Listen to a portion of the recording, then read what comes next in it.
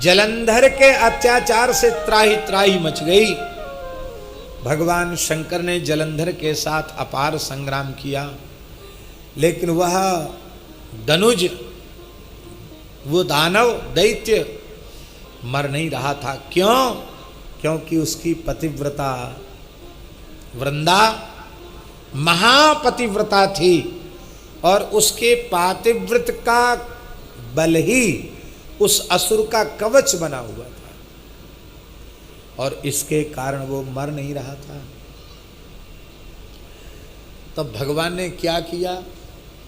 बोले छल कर टारेउता सुब्रत प्रभु सुर कारज कीन, तब ते ही जानेउ मरम तब श्राप कोप कर दीन। छल पूर्वक भगवान ने वृंदा के पातिव्रत को भंग किया और देवताओं का काम बनाया। और जब वृंदा को पता चला कि मेरा पति जलंधर नहीं, ये तो नारायण है, तो उसने शाप दे दिया। अब देखिए, ये एक विचित्र बात है। भगवान ने ऐसा क्यों किया? लोग कह सकते हैं भैया भगवान ही ऐसा करते हैं, छल करते हैं, कपट करते हैं, तो भगवान की बनाए तो हम हैं, हम छल कपट करें तो कौन सी आफत आ गई? भाई अच्छे रहे, हमारे लिए तो कानून बना दिया, निर्मल मन जन सो मोहि पावा, मोहि कपट छल छिद्र न भावा। अपनी ओर तो देख लें भले आदमी, छल कर तारु ता सुब्रत प्रभु सुर का। आप छल क्यों करते हैं? हम आपसे झूठ बोलें और आपसे सत्य व्यवहार की अपेक्षा करें तो गलत है कि नहीं अनुचित? आप निश्चल व्यवहार चाहते हैं, आप भी निश्चल हो जाइए। तो भगवान की ये लीला जल्दी समझ में नहीं आती है, पर इस लीला को ठीक से समझना चाहिए। क्या करें, घड़ी नहीं कह रही है कि तुम आगे बोलो, लेकिन है बड़ी रहस्य की बात, बड़ी सूक्ष्म बात। भगवान ने ऐसा नहीं किया। भगवान ने तो जैसे को तैसा किया, जैसे को तैसा। ये यथा माम प्रपद्यन्ते तांस तथैव भजाम्यहम्। आप भगवान को जैसे भजोगे भगवान वैसा ही करेंगे आपके साथ। तो सबसे पहले छल किया जलंधर ने। आप पुराण उठाकर देखें, जलंधर शिवजी का स्वरूप धारण करके भगवती पराम्बा जगदम्बा पार्वती का सतीत्व नष्ट करने के लिए कैलाश पहुंच गए। जिस कंदरा में भगवती विराज रही थी, ये पहुंच गया और माया से ऐसा रूप शिवजी का बनाया कि भगवती भी पहचान न सकी कि ये असुर है। और वो जैसे ही निकट आया, समीप में आया, तो भगवती जगदम्बा पार्वती के सौंदर्य को देखकर स्खलित हो गया, उसके पैर कांपने लग गए। शिव पुराण में वर्णन है। पार्वती जी समझ गई ये भगवान शिव नहीं, भगवान शिव तो ऊर्ध्वरेता है, कृशानुरेता सर्वज्ञ धुरु जटिर नीललोहिता। भगवान शिव नहीं है, ये तो असुर है। भगवती अंतर्धान हो गई। भगवान ने कहा अच्छा तुमने उपाय बता दिया, तुमने उपाय बता दिया कि ऐसा ही करो तब मैं मरूंगा। भगवान बोले ठीक है, जैसे को तैसा ठीक है।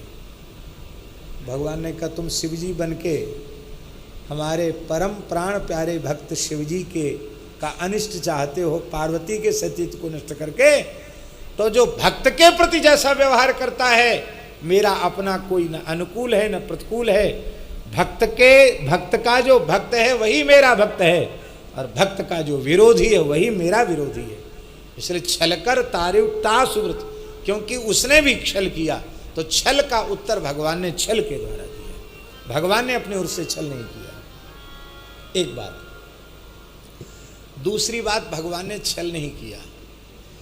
भगवान ने तो वृंदा के उच्च कोटि के सतीत्व का चरम फल उसे प्रदान किया, क्योंकि भागवत के पंचम स्कंध में भगवती लक्ष्मी जी स्तुति करते हुए कह रही हैं, स्त्रिया व्रतस्त्वाम ऋषिकेश्वरम पतिम। हे भगवान, संसार की जितनी स्त्रियां हैं वो पातिव्रत धर्म का पालन ही इसलिए करती हैं कि उनके पातिव्रत धर्म के पालन का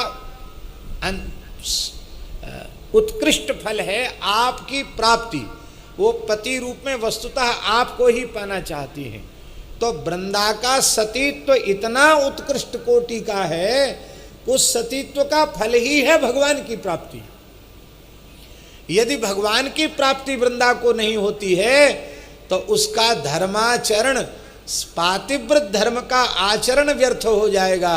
और भगवान तो संपूर्ण जीवों के कर्मफल प्रदाता हैं। राम झरोखे बैठ के सबका मुजरा ले, जाकी जैसी चाकरी वाकू वैसो ही दे। तो भगवान तो कृपा करने के लिए पधारे। भगवान ने कौन सा किया? ये भगवान की तरफ से वकालत है। दूसरी,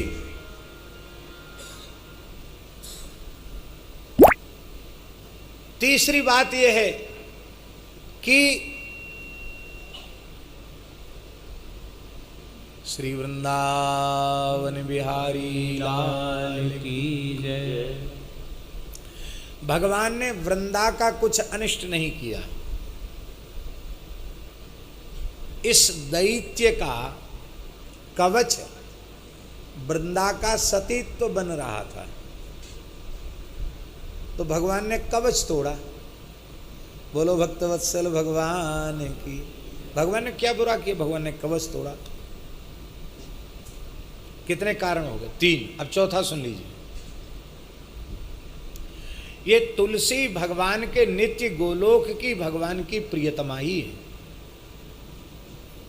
श्री राधा रानी ने इनको कोप से बाहर निकाला है और इनकी बड़ी महिमा है। इसको ठीक से पढ़ना हो, सुनना हो तो देवी भागवत में जो तुलसी के अवतरण का प्रसंग है, नित्य गोलोक से तुलसी कैसे धरती पर आई, वो सुनने योग्य है भैया जी, वो सुनना चाहिए। ये तुलसी कैसे धरती पर आई, तो इन्होंने पहले भगवान को ही पति रूप से पाने के लिए तप किया।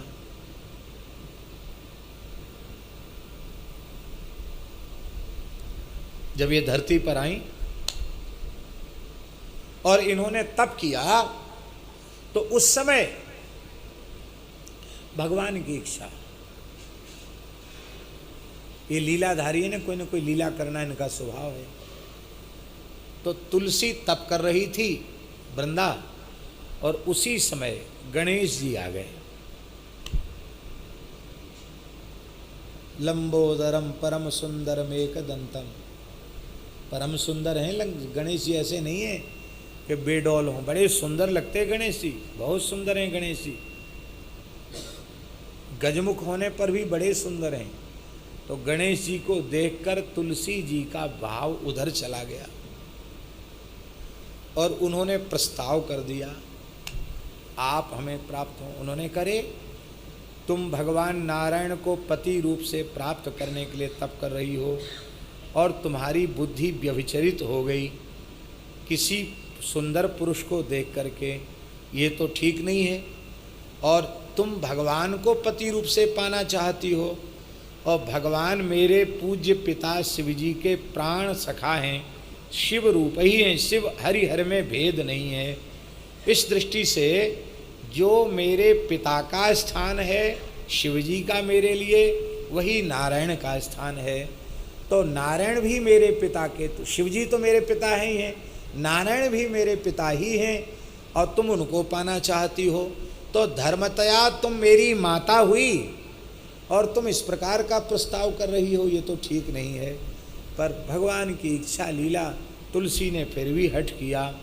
तब गणपति ने शाप दे दिया कि इस जन्म में तो तुम्हें भगवान नहीं मिलेंगे, अगला जन्म तुमको फिर लेना पड़ेगा और तुम्हारा दैत्य से होगा, पर वहाँ भी तुम परम पतिव्रता होगी, लेकिन उस जन्म में भगवान तुमको न चाहते हुए भी मिल जाएंगे और तुम तुलसी के रूप में प्रकट होकर संपूर्ण जगत का कल्याण करोगी। लेकिन हमारी तुम्हारी तो कुट्टी है गई, लड़ाई है गई, इसलिए सब तुलसी स्वीकार करेंगे पर मैं अपनी पूजा में तुलसी स्वीकार नहीं करूँगा। इसलिए गणेश जी को तुलसी चढ़ती नहीं, इसलिए गणेश जी पूजा में तुलसी स्वीकार। ये ब्रह्मविवर्त पुराण की कथा है। बहुत कथाएं हैं पुराणों में, तरह तरह की कथाएं। एक कथा को कहने के लिए कई ग्रंथों का आश्रय लेना पड़ता है। जलंधर बन के ठाकुर जी पहुंच गए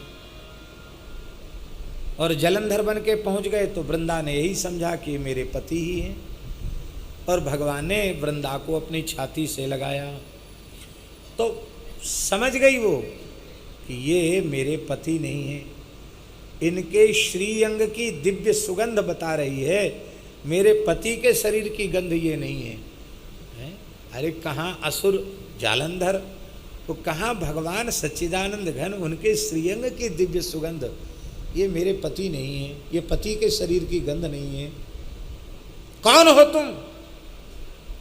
भगवान मुस्कुराए, चतुर्भुज हो गए।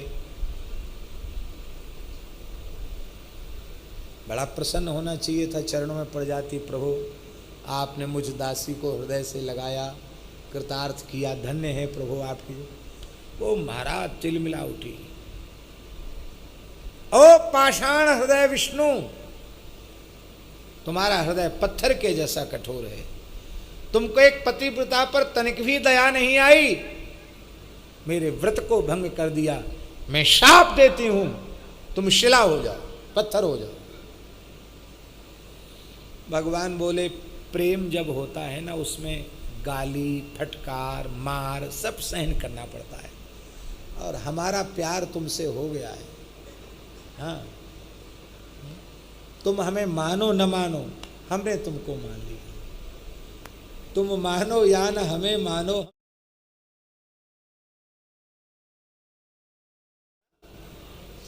जैसे भक्त कहता ना,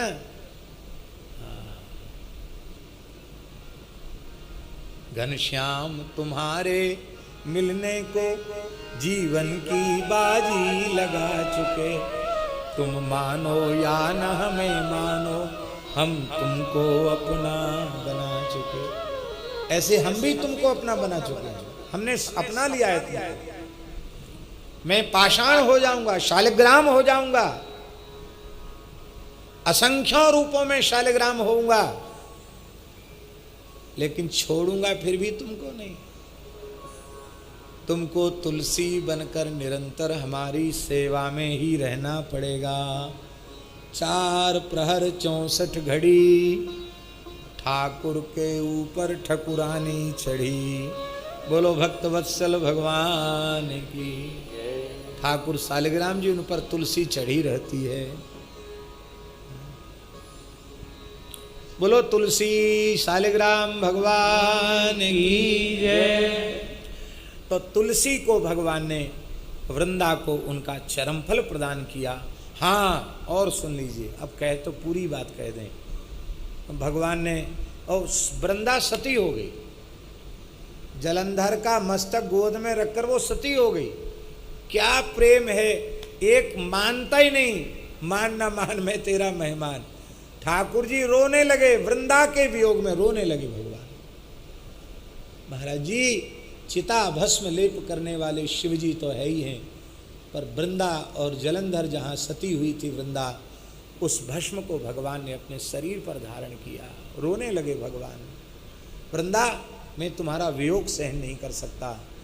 उसी समय तुलस्यमृत जन्मासी, आकाश से अमृत की वृष्टि उस भस्म में हुई और उसमें से तुलसी का पौधा प्रकट हो गया।